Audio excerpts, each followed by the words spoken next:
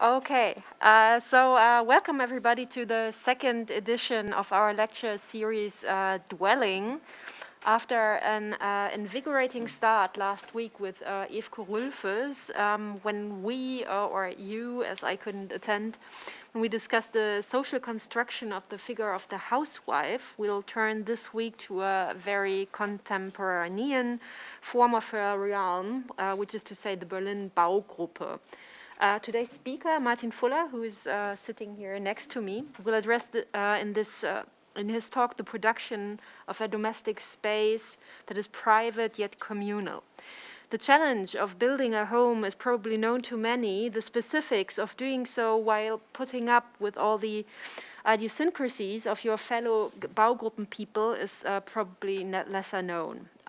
It has recently been at the center of two quite lauded novels by the writer Anke Stelling, the German writer Anke Stelling, who portrayed cunningly the sorrows of Sandra, a child of well-meaning parents of lesser means who married into enough money to join a Baugruppe in Berlin-Prenzlauer Berg. Stelling has keenly observed the constant tension between the wish for a progressive lifestyle and the inevitable fallacies of one's own conservatism. I very much hope to learn more about this from our today's speaker, whom I'd like to introduce to you very shortly. Martin has received his PhD at the Department of Sociology at the University of Cambridge with a thesis called Cities, Canvases and Careers, Becoming an Artist in New York and Berlin. This happened in 2014, if I'm not mistaken.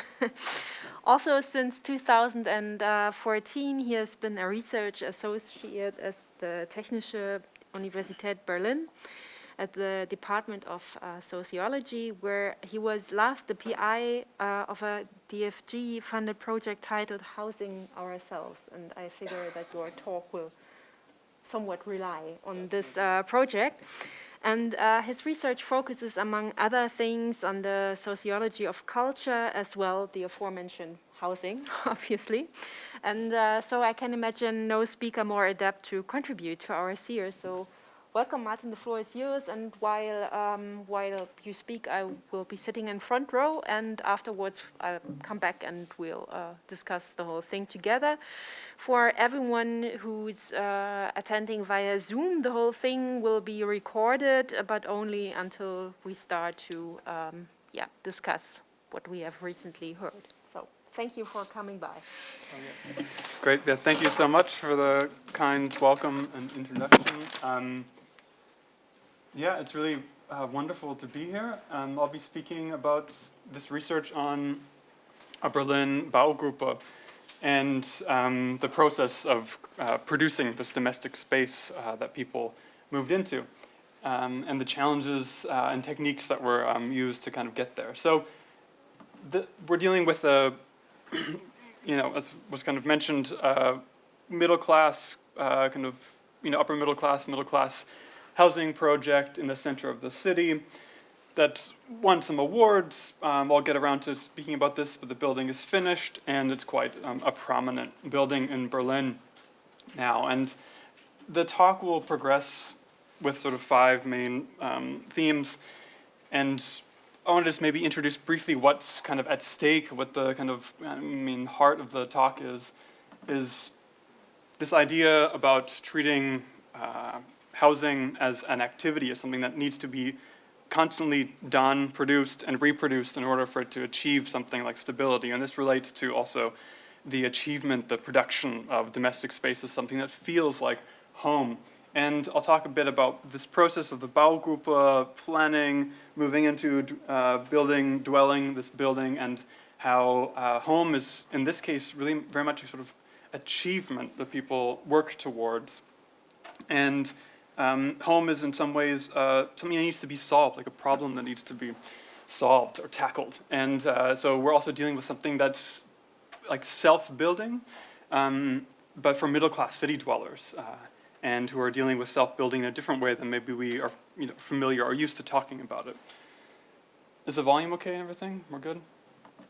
Okay, so let's start with this. I'll just briefly go through this. This is kind of where I'm coming from, or where, the background of different ways about thinking about housing. So there's kind of more or less kind of passive and active ways about thinking about housing. So start with, housing markets, like commodified housing on a real estate market.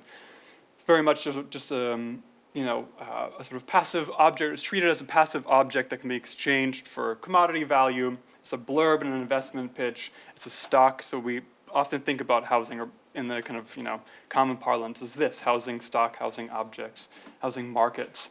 Other ways that we think about housing is something like an object that has aesthetic qualities, can be admired, can be evaluated by critics as an architectural object. And then in like social theory, we think about it oftentimes as something that's reflects or is maybe even caused by social forces, by mechanisms in society. So we think about studying how social forces, beliefs, norms, mythologies shape housing, how it's reflected in housing. So I'm thinking here about classics from Norbert Elias on the court society in France, or Bourdieu's very famous structuralist analysis of the Berber house, if people are familiar. But just as a brief overview, a sort of mirror of society. So we're getting a little more active here. And then a lot of work in home studies thinks about home. A house is a place that you can anchor meaning into, right? It's like feelings, cultural meanings related to a place or a site. And Gaston Bachelard writes this sort of, lovely book that's a very sort of bourgeois notion of home as a place that protects the dreamer. Very much a place where Bachelard could reflect on his, lovely, privileged upbringing as a place of safety, as an anchor for his feelings, for his life, also for his adult life later, right? The domestic family home. And then something a little more active is this notion of housing as a verb, which I'm referring here to John F.C. Turner, anarchist social theorist, and planner, architect, who was inspired by looking at self-building, informal housing, incremental housing, and wrote about bringing some of these principles about dweller control of the production of a physical object, right? And then we have a lot of other research on this, but a particularly wonderful example would be Catherine Brune's study of refugees, how they transform this shelter in Georgia into a space of home through, actively working with their hands, bricks and mortar, working on the physical building. But what I was studying was something different. A Baugruppe in Berlin, who were, in a way, doing this self-build, but they also were only able to do this in certain ways. So they had lots of activities to produce this house slightly different than the self-build that we're familiar with. And all these activities that were necessary for the Baugruppe to foresee, plan, project their ideas of what they would do in the future when they could dwell this space. And just, one last quick reference is that Lefebvre was writing the preface to a book by Philippe Baudin that was a study of the way, similar to Brune's work on these refugee shelters turning into homes in Georgia, about people moving into Le Corbusier planned affordable housing, and they then changed the sort of sacred Le Corbusier shell of the house into something that made them feel more at home, again through working with their hands. And here Lefebvre writes just like a quip that was a throwaway line. Who knows how fast he wrote this, but he said this one thing at the end of the preface, that this book shows what living in a house really is, an activity.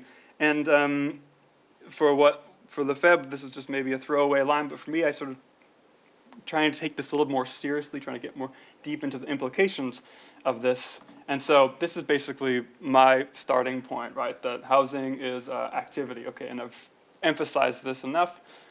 So that's the background of this project. And I'm interested in what kinds of activity were necessary to produce this feeling of home and then to reproduce it and to hold on to it in dwelling. So what kind of self-build happened in a participatory planning project like a Baugruppe, right? There was middle class, this pre-planning is not a finished building you get, but the planners are inside the house, right? It's like a kind of a horror movie trope that they're already in there, they're working in it, and they have to deal with the consequences of their planning in the past. So let's turn to this case study. It's a house in Berlin, in the center of the city on Lindenstrasse. And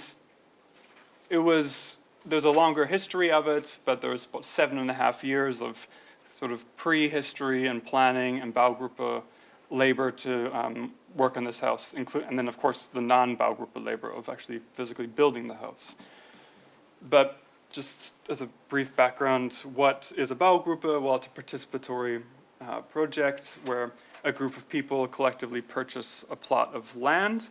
They then commission architects and they hire builders to produce this building. And so there's no real estate agents typically involved, no external developers. The idea is that it's possibly it's an alternative to entering the typical commodified housing market, right? Like going into ImmoScout and finding something, right? So typically the costs are lower. And this is one of the advantages of it. And then you can participate in this production. So in the case study I was looking at, there's a mixture of sort of housing association, kind of a co-op, a Genossenschaft. 25% was collectively owned and 75% privately owned. And there's actually a mixture. Like some people own maybe a workspace that's part of the co-op and then also own a private apartment. So there's a real crossover between who owns what in this building. And there's a brief kind of note from one of the architects working on this project told me that, it's just relevant to kind of highlight here that this isn't a revolutionary form of decommodifying housing, which is maybe occasionally sold as, everyone's allowed to, of course, sell any apartment that they own in this building whenever they want to, right?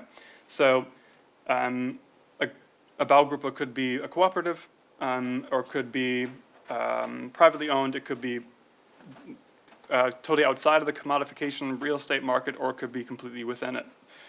So that's just a relevant aside here. So what does this building look like? Well, it's a mixture of apartments, ateliers, and commercial spaces. You can kind of see here the kind of sideways cut through the building. It's quite a complicated building, architecturally speaking, and has won a lot of prizes and had a lot of press. It has also shared spaces on the roof and also in the basement. And so there's also an aim of having some kind of community use of this and community spaces in this building.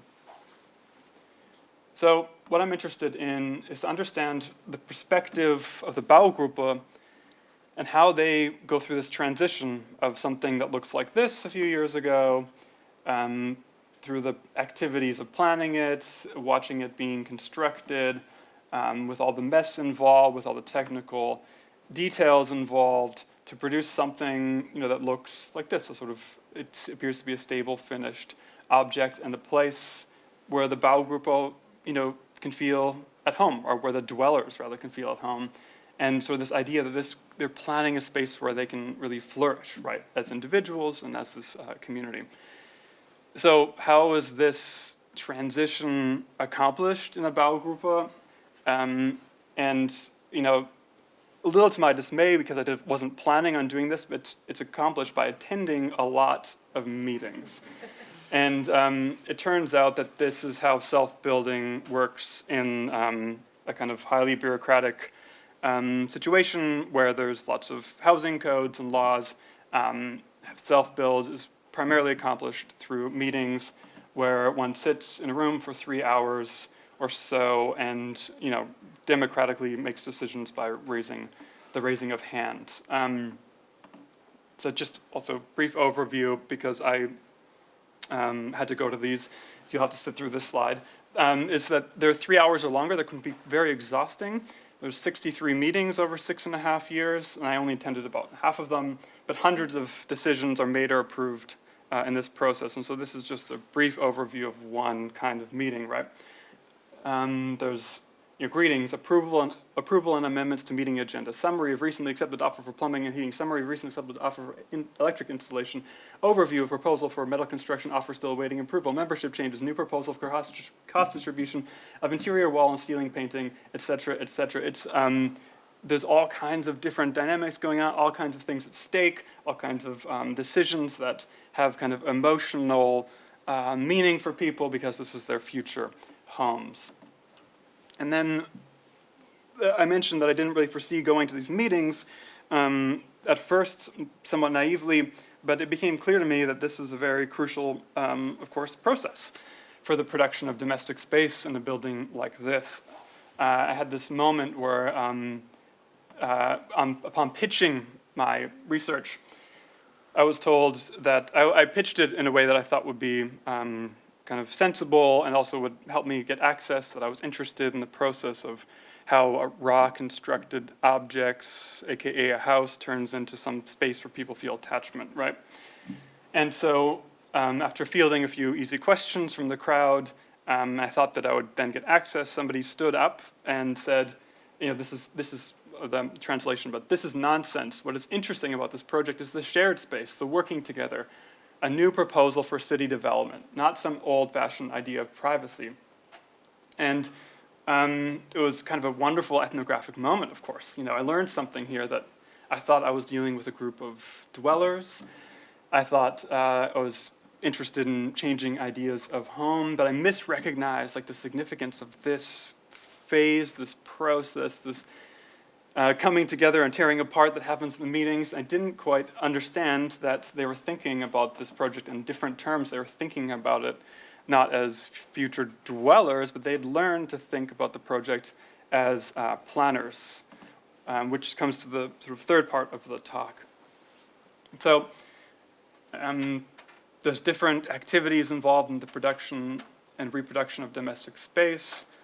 We're not dealing with physical construction by the Baugruppe, physical labor so much, but this was the means of producing this space. And they had to go through this kind of socialization to become planners or think about this building as something that needed to be engineered and planned. So, one kind of main point here is that you need to actually learn a new way of thinking, kind of adopt a new subjectivity that works within this context of the Baugruppe, where one of the primary aims is to socially engineer this space for the future because you want certain desired effects, and those can be achieved through these meetings.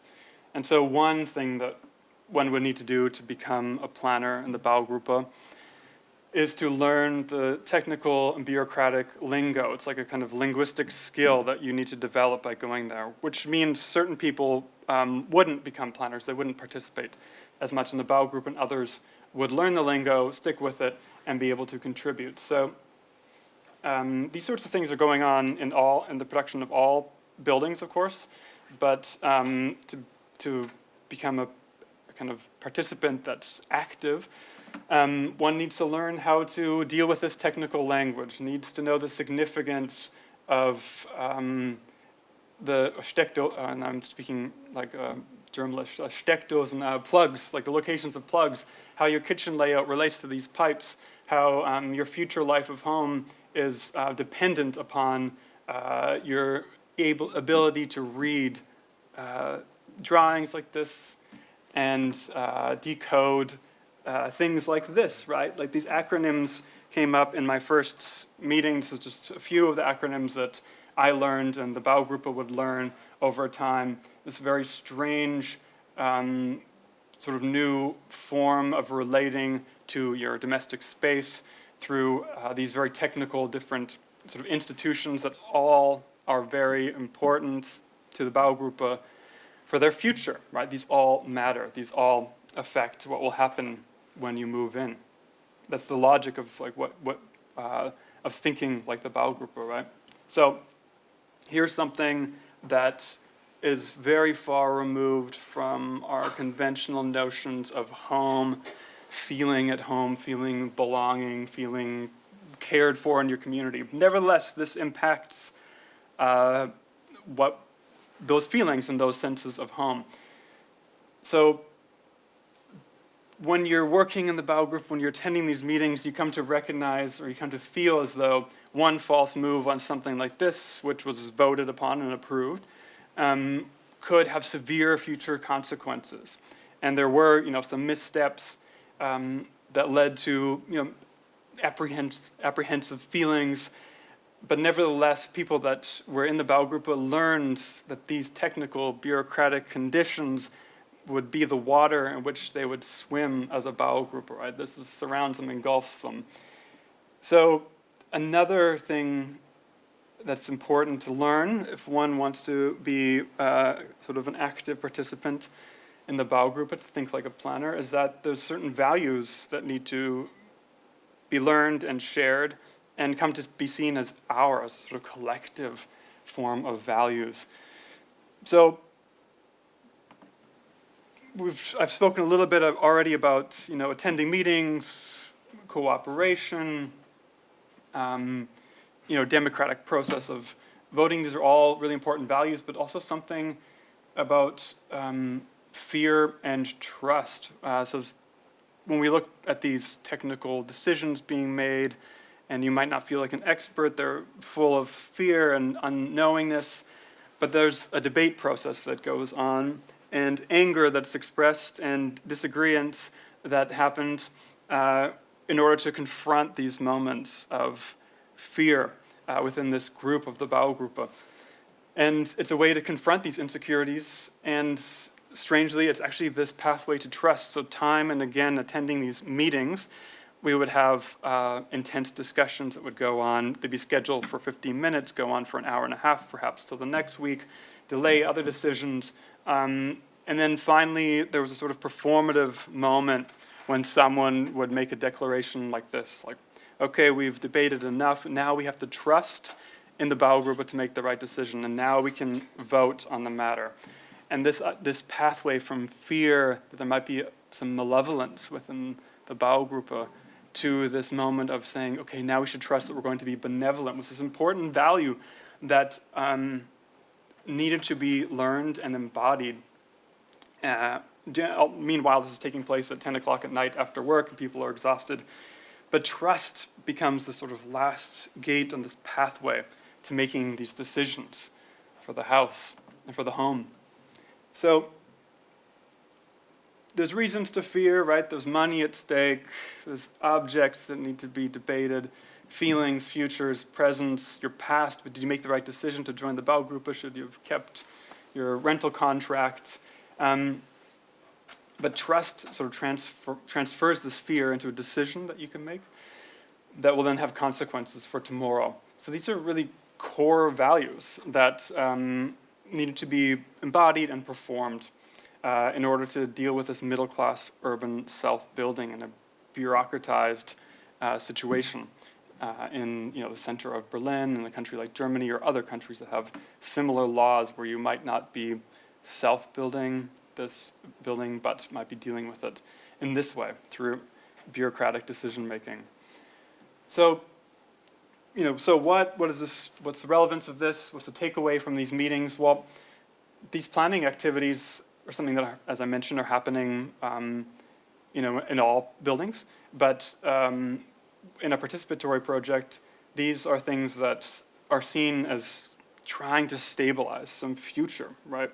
So projecting that there's this future, and then they want to at some point transition into a kind of permanent presence where all this labor and decision-making allows this a present time when they can flourish.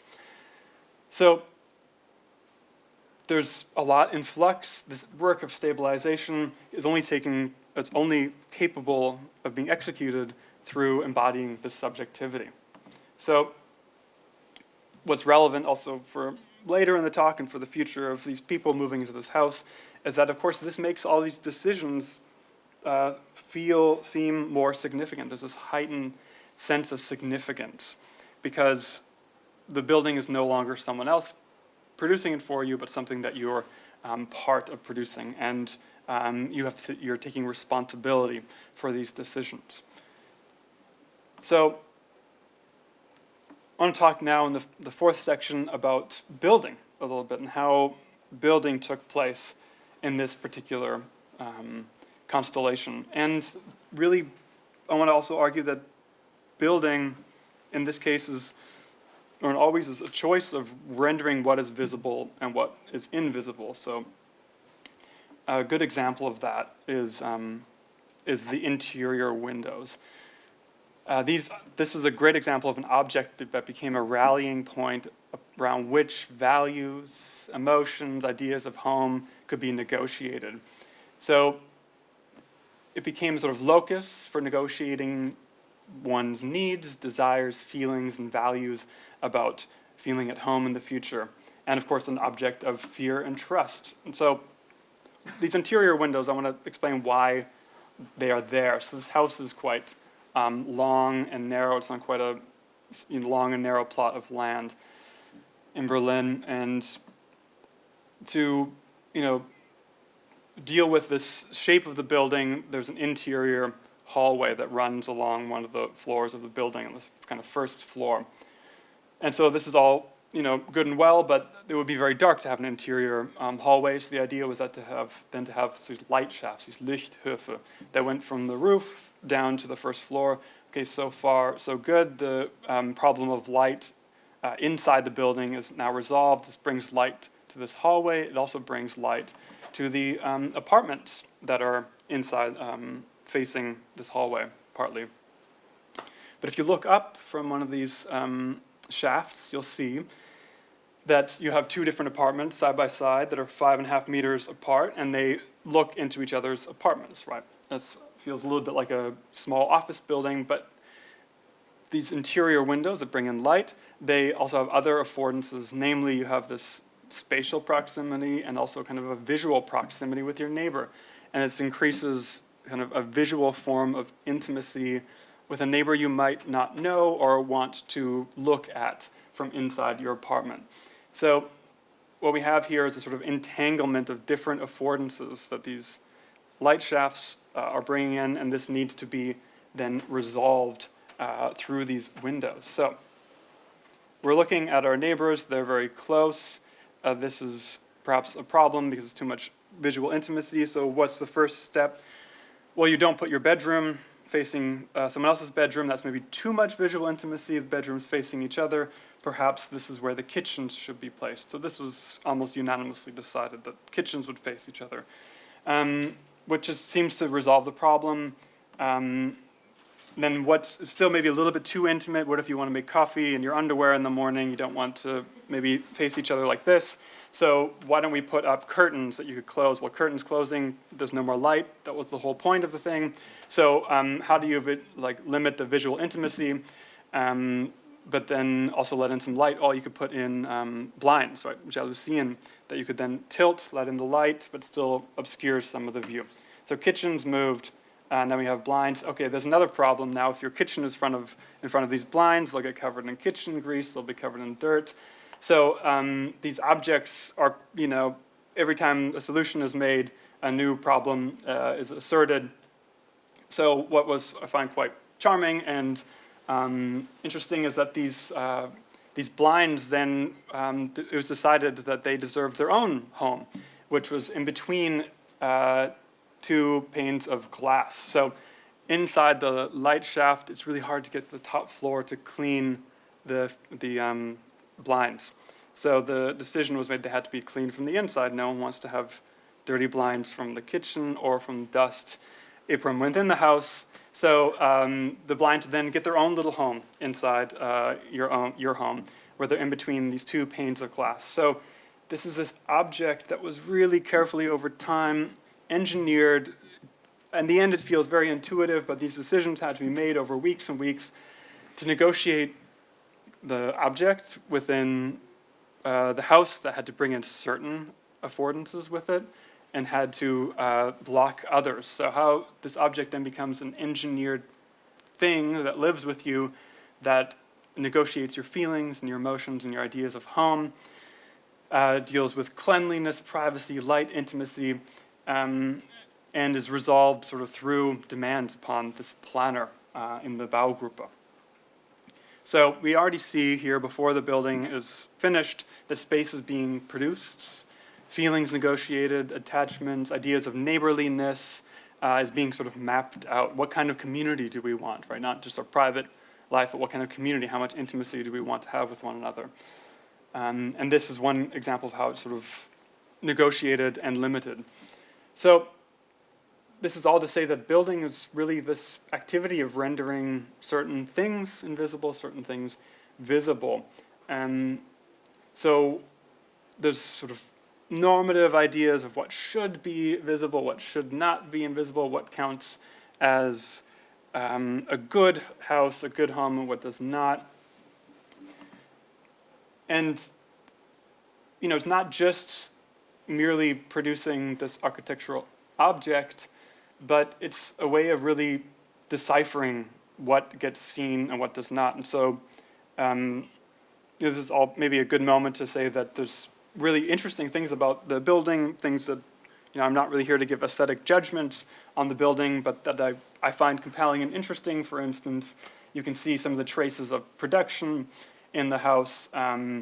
Certain architectonic objects, like the concrete ceilings, have traces of the workers' footprint on it that are permanently left visible in people's apartments afterwards. And so some people wanted to eliminate the traces of production and had this spackled over.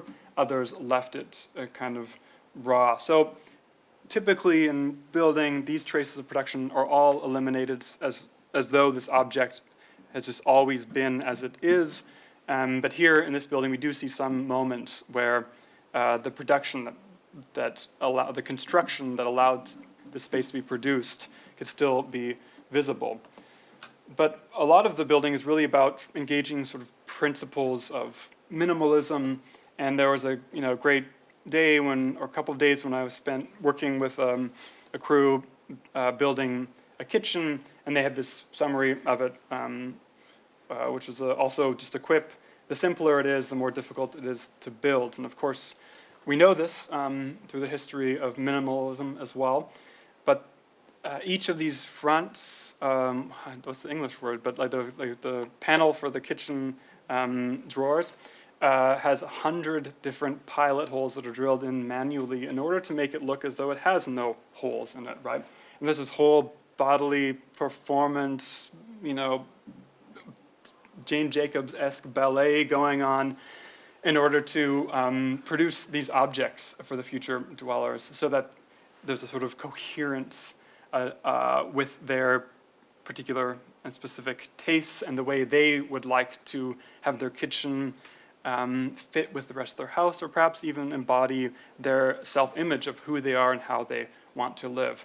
But the simpler it is, the more difficult it is, of course. So, Koolhaas has this, moment where he says this, like the minimum is maximum in drag, and you can really see this through following something like the production of a building and the construction of it, right? One sees all the materials that are in the building that slowly disappear over time, and the decisions and the labor that are necessary to make something simple, minimal, and invisible, such as these, sort of floors that are finished with the perfectly negotiated amount of gloss or dullness. There's debates about what colors they could be and the different options, but it was very important to debate the aesthetics of everything: walls, ceilings, floors. The floors were meant to balance some of the roughness of the ceiling. These sorts of decisions, right?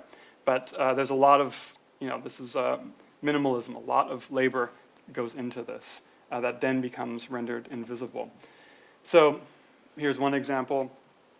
These holes will be covered up, or were covered up. A kitchen would go in front of this, so you'll never see some of these wires here. And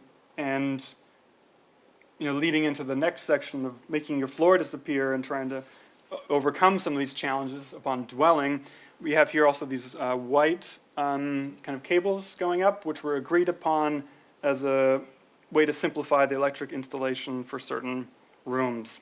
And this became a kind of source of outrage because it wasn't clear upon accepting this suggestion to cut costs that these plastic covers for the wires would be plastic covers for the wires that you would then see.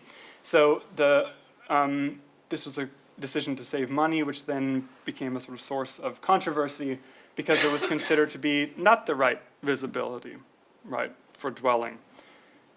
So these other wires, the gray ones, were covered up. This hole gets covered up, but these white plastic Schiene, they would not be covered up. Okay, so again, so what? Like, there's all these building activities, typically, subcontracted out to construction workers that then stabilize the relations between what ought to be visible and what ought to be invisible.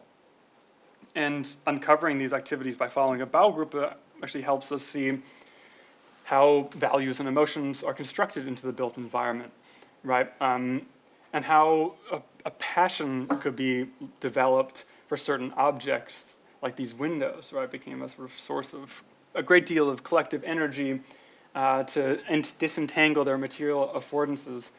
But then, as people then move into the building and begin to dwell, this process of moving and dwelling, something like these white plastic elements become a source of frustration, and they need to be rendered invisible, or at least need to be sort of overcome through dwelling. So we're dealing with this idea that the house is a project. Through planning in the Baugruppe, it's a project to be finished because it should be your future home, but then it turns out that this also has ramifications for thinking about your home as a sort of project or a problem that needs to be solved. And so moving from the anticipation of a future home into dwelling in this space that you want to feel attachment, you want to feel that the community is a benevolent one, there is also a process of trying to make things disappear that you weren't hoping would be there. So there's this process that you can see in these floors from panic to acquiescence. So this scree, this composite rubber scree that's put on the floor, you've probably seen it, I don't know, in many buildings, but art galleries are quite fond of this particular flooring. And upon moving, it's of course covered so that it doesn't get scratched, but then dwelling within this space, there was an uproar because it turns out that it scratches and dents more easily than anticipated. A kind of quote, "One time I dropped the porcelain cup on the floor. The teacup didn't break, but there was a dent in the floor." So, which is, we can relate to some frustration with this, but to make matters worse for the Baugruppe, they had all the paperwork about the flooring, and they already voted on it and approved on it. And it turns out that they voted and approved upon a floor where you could only have 200 kilograms per square meter on this floor covering. And so on paper, in the planning, this was not taken as seriously. It was just sort of looked over. But then another quote, "That's like two people standing there with beers in their hand. It's laughable." So panic starts to ensue when this paperwork is then shared on an online platform, and discussions in the house. People are moving in if they've only lived there for a few months. They're meeting about this, discussing, can we get our money back, sue them, what are we going to do? Another quote, "We were almost at the point of saying, all right, let's just sell the apartment for these floors." They didn't sell the apartment. They learned to live with this undesired visibility. So there was a decision made kind of collectively that perhaps the floor was not going to crumble under the weight of bookshelves or people sharing a beer, that perhaps the floor wasn't going to be destroyed in the future and cause massive problems if it has, scratches and dents on it and then water would get into it. It was decided that the issue was this, here's another quote, "If we register a problem with a warranty, then the people who installed the floor, they can come in and say, no, look, there's more than 200 kilos in this corner, it's not valid for a warranty claim." So the panic was then turned into acceptance through this sort of rationalization of actually it's not the floor's fault per se. This 200 kilos is not actually related to the material affordances of the floor. It's a bureaucratic, technical issue to do with law and being held accountable as an installer of this floor for future scratches. So this is just one example of this transition from panic to acquiescence and feeling like maybe the house is actually okay, maybe this is a good home. Other stories about a kitchen being smaller than hadn't sort of really thought about, or a kitchen being in the wrong place, or the floor heating in the bedroom not being disconnected from the living room, which made sleeping too warm. So there's all kinds of different issues and feelings of adjustment, disappointment in essentially the decisions that had already been made, right? Whether that be the concrete having too many rough edges on them, perhaps the individual should have voted to have the ceiling covered, spackled over, or perhaps we as a Baugruppe should have made another decision. But there's this work being done collectively and individually to overcome these undesired visibilities, right? And this is kind of about, middle class issues, fears about, maybe not just middle class, but fears about housing objects, feeling at home. But on a more general level, there's this idea that these moments of feeling, oh, we did do the right thing as a Baugruppe, would come, and then, or people would feel, oh, there was this moment when the neighbor came by, or family came by, and we finally felt at home, which is to say that, that moment we felt like we were at home, which is to say that I think a lot of let's say like typical normal conventions about what home is. This is not from social science, humanities research, but typically just sort of a massive cultural notions of home that you see in magazines or television programs, is that home is this like permanent state of being. But actually, in the Baugruppe, you could see it's this process of becoming, right? It's these really fleeting moments that people then narrate into a state of being, but it's really just oftentimes these brief moments that mark a biography or history, as opposed to necessarily this permanent state of being. And when one does feel at home, this also requires continued labor, from reproductive labor, gendered labor, cleaning labor, outsourced labor. This is all still part of this ongoing negotiation to try to stabilize. The home is something that's then just there, right? It's just invisible. These other issues become invisible, and the fears disappear. So this is something that I think is a interesting phenomenon with a Baugruppe. This transition from the house as a problem to be solved to home as a problem to be solved. And we read the latest Marie Kondo book about decluttering, take trips to Manufaktum, decide whether or not a particular flea market purchase is something that fits with our identity that we present to ourselves while we're at home as dwellers and think of ourselves as flourishing there. But this transformation of home into a project, I think, is something that it's really quite visible when you are able to trace Baugruppe, track them over a few years. Which is to say also that the children in the building didn't seem to have this problem. This seems to be an age-related adult thing. The children didn't express this stress of whether or not it was okay to go from their balcony to the neighbor's balcony and poke their head into the door, which would then disturb an interviewee who found this to be offensive, right? Or inappropriate, not offensive. Charming, but inappropriate. So this is certainly something that is learned. That's the point here. Okay, so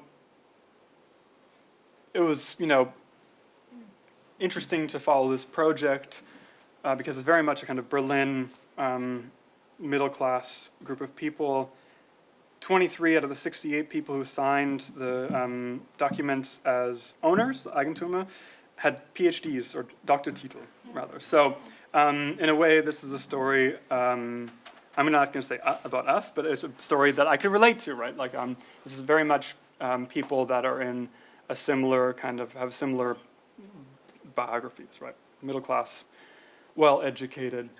And through all this work, then had a different kind of moment, different experience of moving and becoming dwellers. Okay, so just a few more points to summarize. There's something about a Baugruppe that is about,